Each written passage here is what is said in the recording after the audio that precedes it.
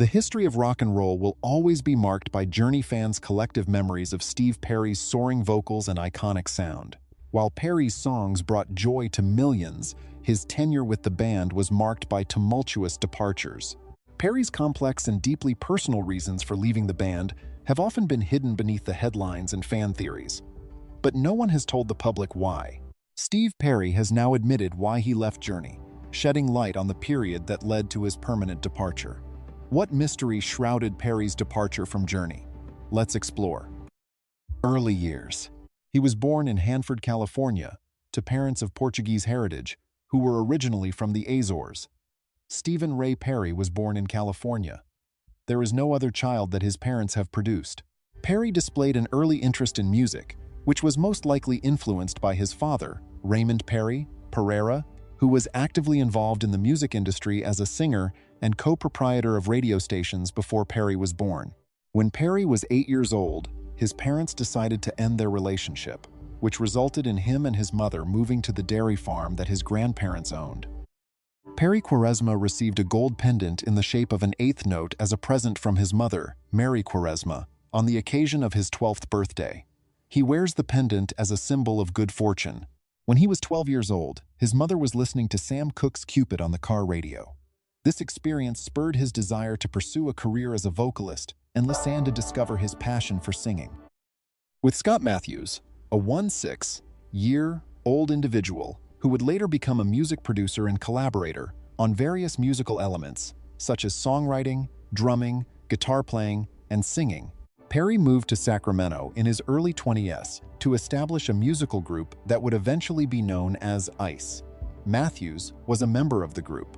During the year 1972, they participated in a recording session at the Record Plant Studios in Los Angeles during the day. This session coincided with Stevie Wonder's recording sessions for his album Talking Book, which took place throughout the night. ICE was disbanded upon their return to Sacramento, owing to the absence of competent administration, Matthews' continuous high school responsibilities, and the lack of exposure to their recorded materials. All of these factors contributed to the disorganized state of affairs. Perry made the move to Thousand Oaks, California, in 1975, and it was there that he established a progressive rock band that he named Pieces. In addition to Denver Cross and Eddie Tadori, the ensemble featured Tim Bogert, who had previously worked with Jeff Beck or collaborated with him. Even though they had been working on their songs for a year and a half, the band was unable to land a record contract and ultimately had to split. There was also an attempt made by Perry to take over for Rod Evans in the band Captain Beyond. However, this endeavor proved unsuccessful. After that, he moved to Banta, which is located close to Tracy, California. It was there that he became the lead vocalist for the band Alien Project when he was 20 years old. Despite this, his enthusiasm for music began to wane with the unfortunate death of the band's bassist, Richard Michaels, who was involved in a traffic accident. Perry, who was experiencing feelings of discouragement, originally considered walking away from his singing profession and going back to Lemoore.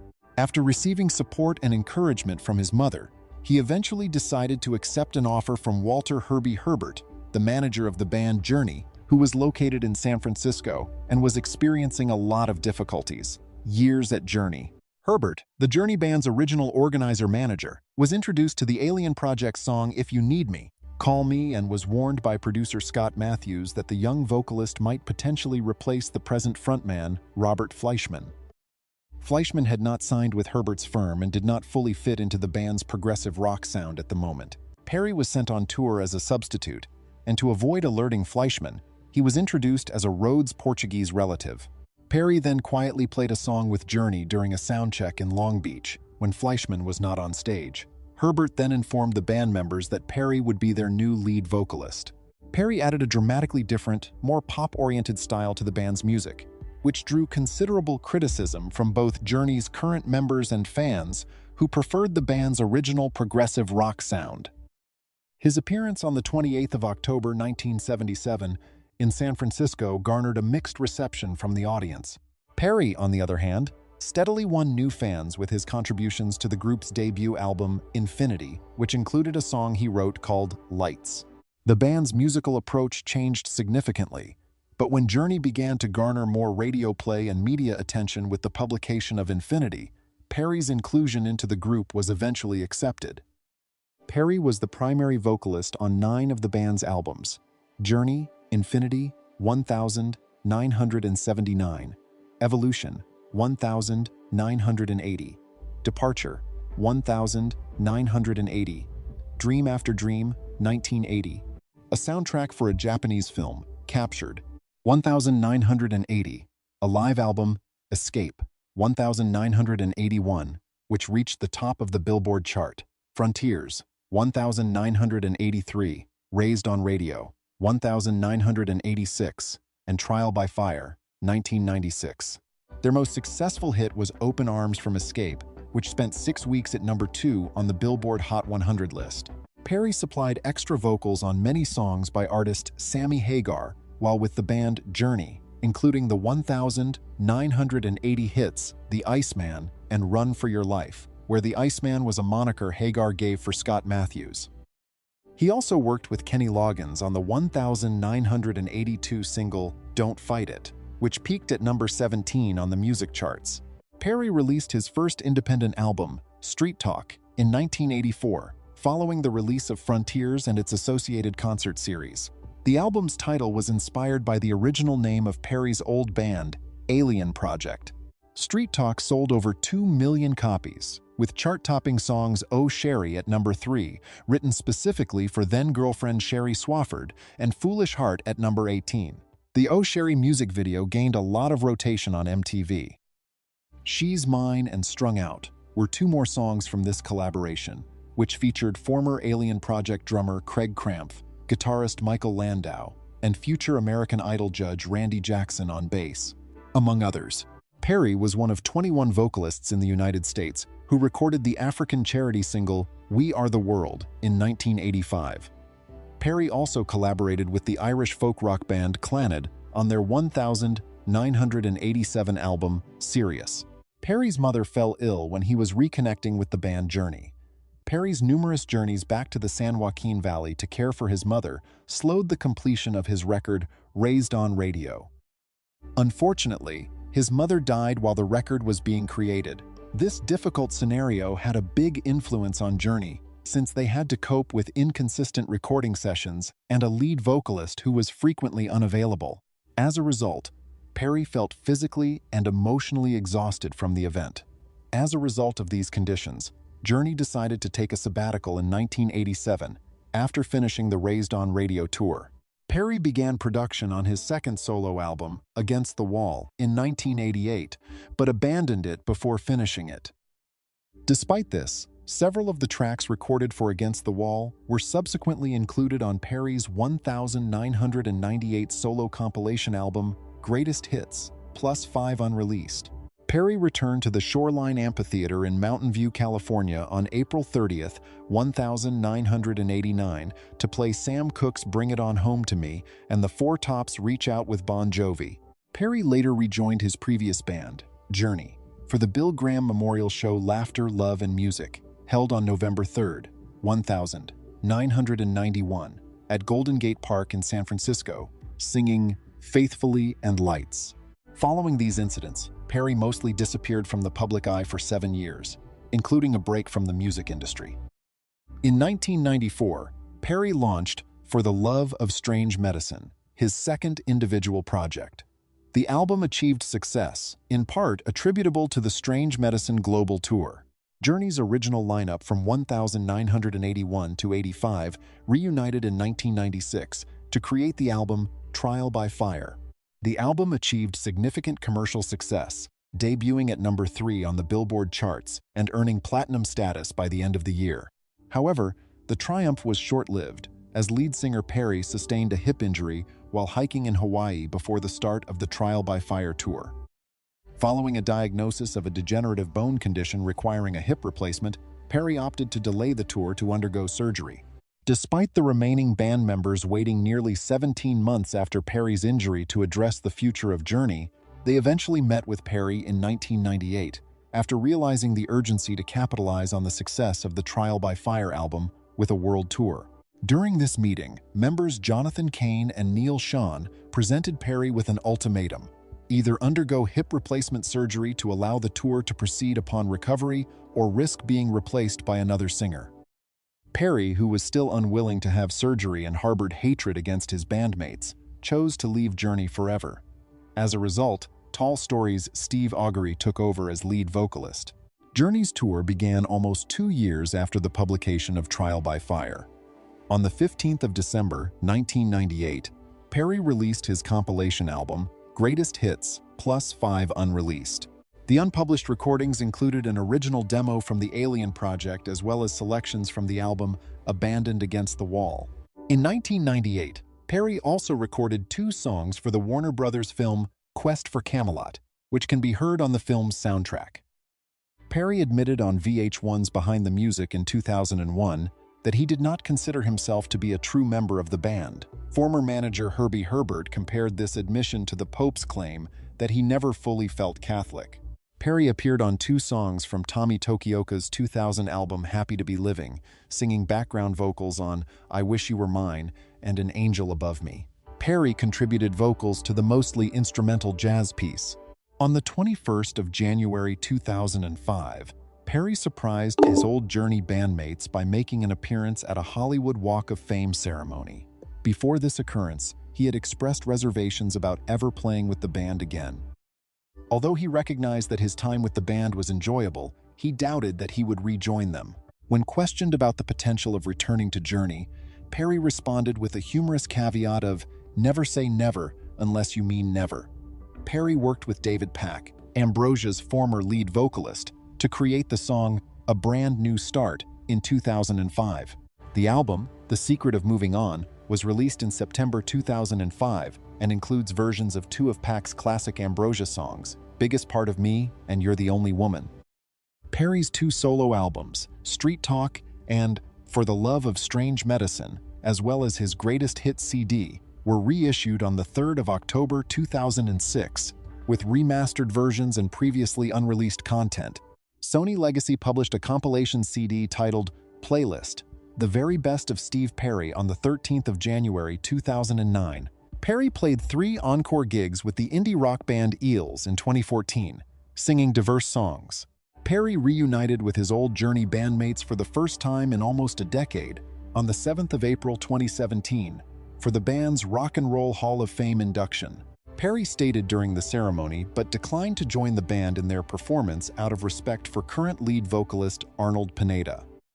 On the 5th of October 2018, Perry released Traces, a 10-track album with an exclusive US deluxe version and 5 more tracks available at Target.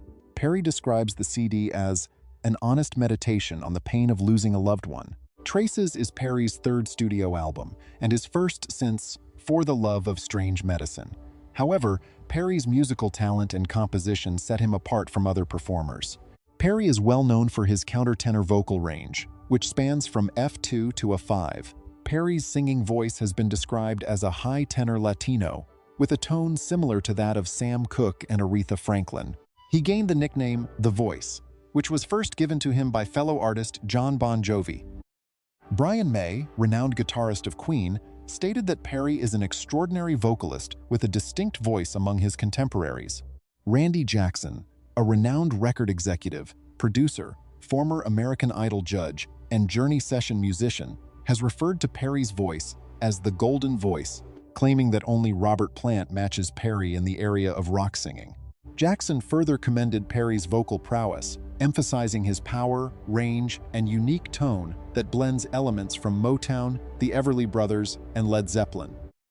Journey guitarist Neil Schon has compared Perry's vocal talent to that of Aretha Franklin, concurring with Fozzy vocalist Chris Jericho's assessment that Perry may be considered one of the greatest male singers in music history.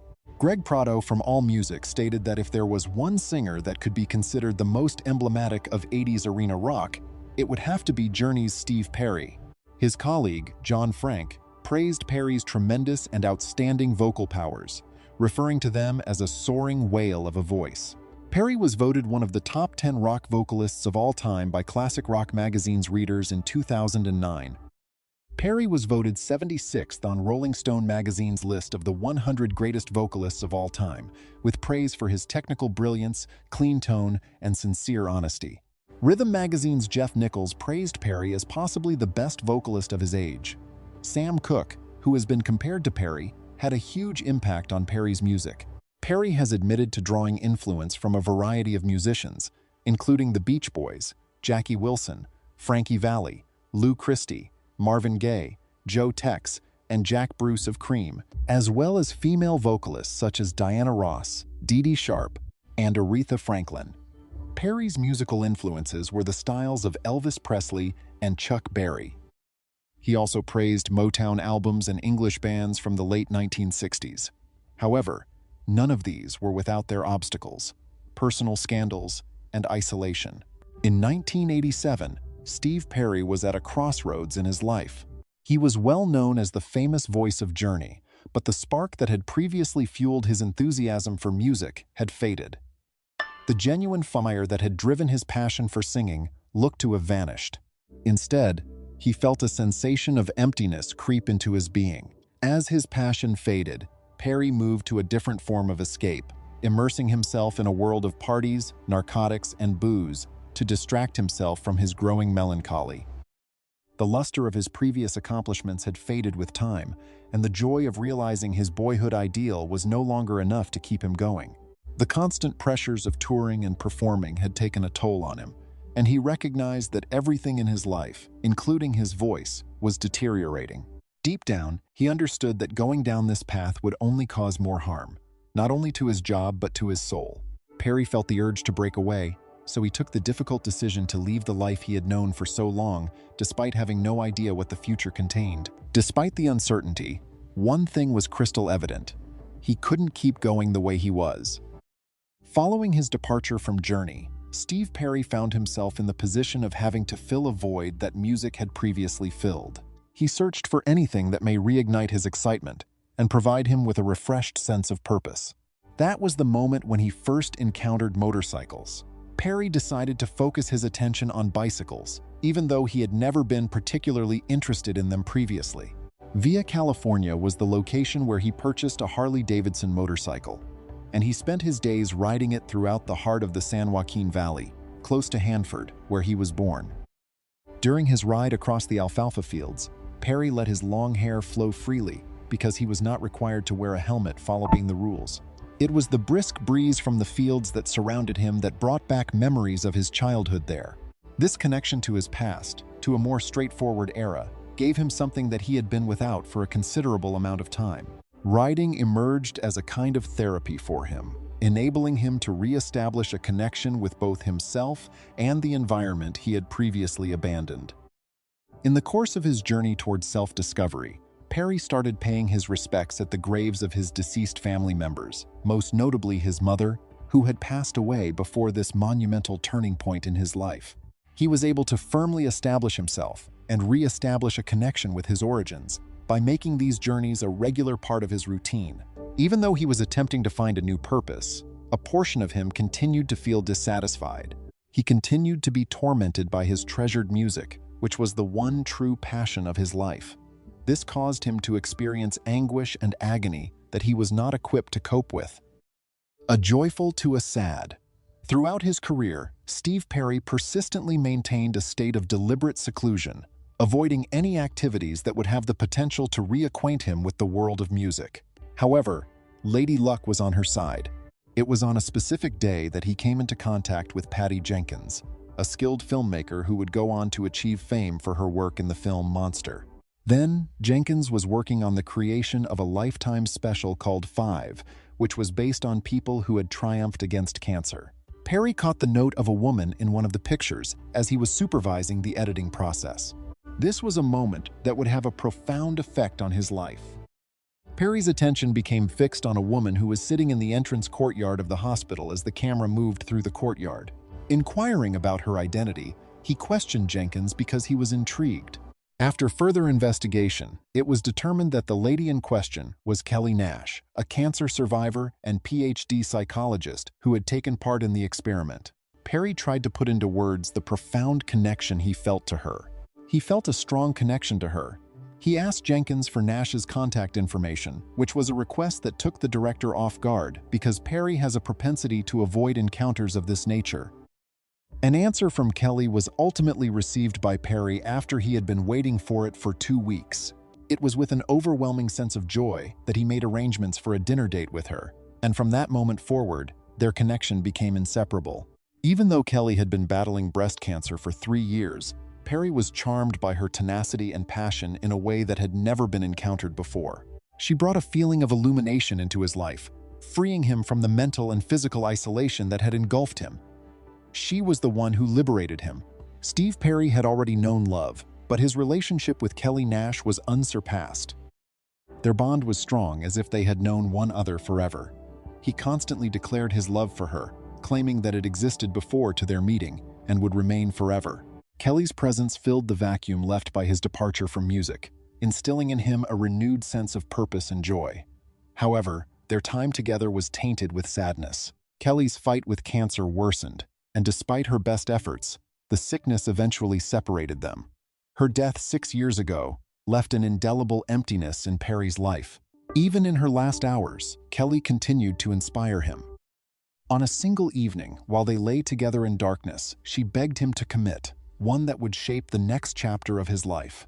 Kelly begged Perry to promise her that if she died, he would not return to isolation. She wanted to make sure that their time together and the love they had would last throughout her life. She encouraged him to persevere, seek out, and find a way to go on without her. Perry kept his vow, and it was that devotion that eventually led him back to music. Following Kelly's death, Steve Perry struggled to choose his next steps. The sorrow of losing her was intense, and the temptation to escape into seclusion was strong.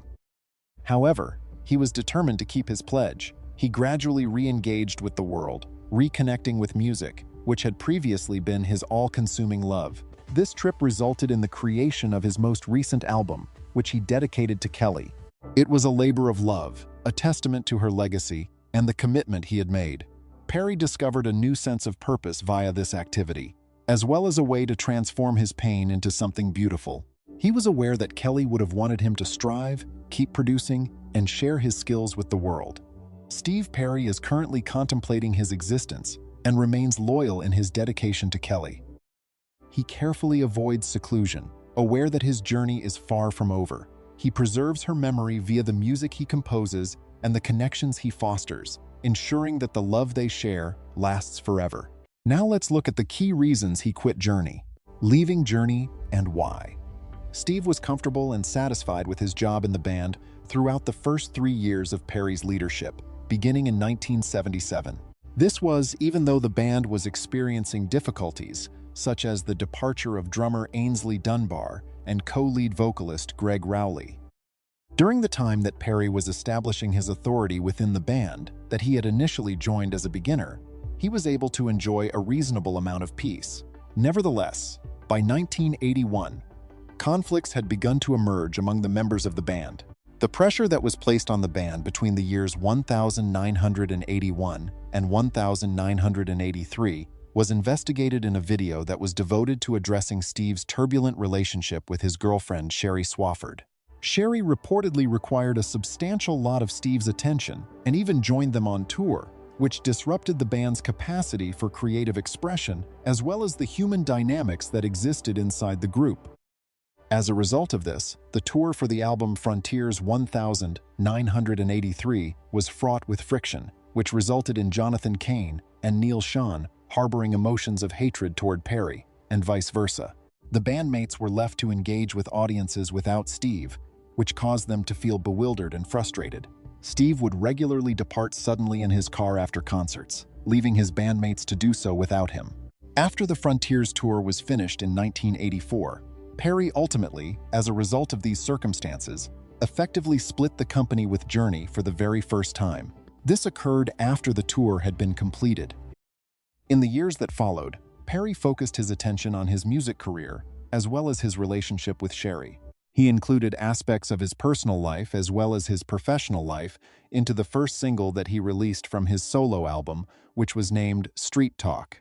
When he reached that moment, he no longer had the sense that he desired to be a member of Journey. This was a feeling that would reappear on several occasions over the ensuing decades. Even though he cherished both the music and the fans, his enthusiasm for Journey as a whole had begun to wane. Before returning to Journey for the album Raised on Radio, which was released in 1986, Perry gave a few gigs in the middle of the 1980s. The album was released in 1986. The fact that he was unhappy with some members of the band, on the other hand, led him to dismiss the portion of the band that was responsible for the album. This was a move that he subsequently came to regret making. Perry stated that he would not have taken that step if he had known what he knows now, even though it seemed like a reasonable line of action at the time. He said this because he thought it was a rational course of action. Then, Perry and Sherry had ended their relationship, and his mother had left him. At the same time, he was making the album Raised on Radio, which he was in charge of monitoring. Perry's second departure from the band took place in 1987 when the tour was shortened, owing to several issues. Perry, who was displaying tremendous emotions, revealed that the death of his mother was the source of his final tiredness after working with Journey for 10 years. He said this while still expressing his extreme emotions. Even though Perry's sudden departure caused his bandmates to feel both heartbroken and angry, they were reunited on stage for a memorial concert that was organized by promoter Bill Graham in the year 1991 throughout the year. Perry's departure occurred 4 years before the performance of this concert. On the other side, there was a complete lack of chemistry between them, and Perry appeared to be uninterested in the connection. On that particular day, Perry's vocal performance appeared to be compromised, which may have been the result of lifestyle decisions that affected his voice. It is important to note that this was the last time he performed live with Journey. Along with embarking on a tour in 1994, Steve released another solo album, which was met with a decent level of popularity. This tour is still his most recent performer in front of an audience. Even while his voice was still powerful, it did not have the same vitality as it had in his younger years. Fans' fondness for his time spent with Journey was brought to light by the response to his second solo album, which was not very well received. In 1995, Perry reached out to Kane and suggested that they get back together as Journey. However, Kane and Shun were able to come to an agreement, which ultimately led to a successful reunion. Their song, When You Love a Woman, was presented with a nomination for a Grammy Award. Additionally, their album, Trial by Fire, which was the first one published after 13 years, surpassed expectations by hitting the top 3 on the charts. This was the first time that they had issued an album. On the other hand, the cycle of tension and departure that had been occurring regularly remained.